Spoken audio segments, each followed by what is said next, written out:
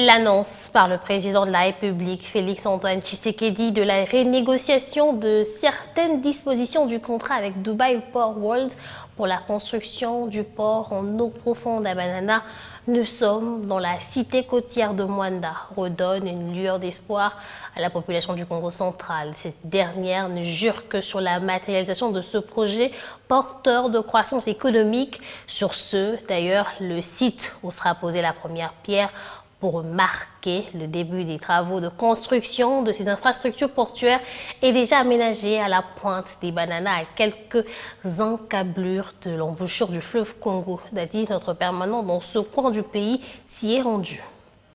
C'est à quelques encablures de la croisée entre le fleuve Congo et l'océan Atlantique à la pointe de l'embouchure qu'est aménagé ce site où sera posée la première pierre pour marquer le début des travaux d'érection du port en eau profonde à Banana, dans la cité côtière de Mwanda. Pour Jean-Claude Vombalozamba, président de l'Assemblée provinciale du Congo central qui a séjourné dans ce coin de la province, l'annonce par le président de la République Félix-Antoine Tshisekedi Tshilombo au cours de la réunion du 11e Conseil des ministres tenu le vendredi 9 juillet dernier sur la renégociation de certaines dispositions du contrat avec Dubai Port World pour la construction des ports en eau profonde est un signal fort sur l'imminence du début des travaux. Depuis vendredi, lors du Conseil des ministres, le chef de l'État, dans son mot d'ouverture, a précisé au Conseil des ministres qu'il venait maintenant de trouver un accord avec la société DP World pour qu'on puisse venir jeter le port en eau profonde. Au nom du gouverneur de province et de la population du Congo central, les bâtonniers de l'organe délibérat provincial a réitéré ses remerciements au chef de l'État pour le respect de la parole donnée. De cet état de fait, au nom de la province du Congo central,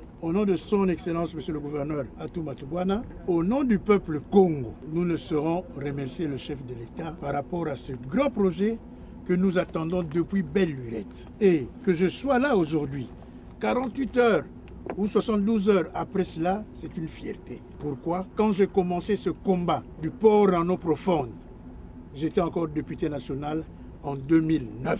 Et j'avais même dit à l'époque, et je continue à le dire, avant qu'on jette le pont route rail Kinshasa-Brazzaville, nous devons commencer par le nôtre. Tout compte fait, c'est depuis 2018 que le protocole de collaboration pour le développement des ports en eau profonde de Banana a été signé entre la République démocratique du Congo sous Kabila et la société DP World Africa Logistics. Le projet consiste à la construction ainsi que la gestion d'un port et d'une zone de libre-échange à Banana.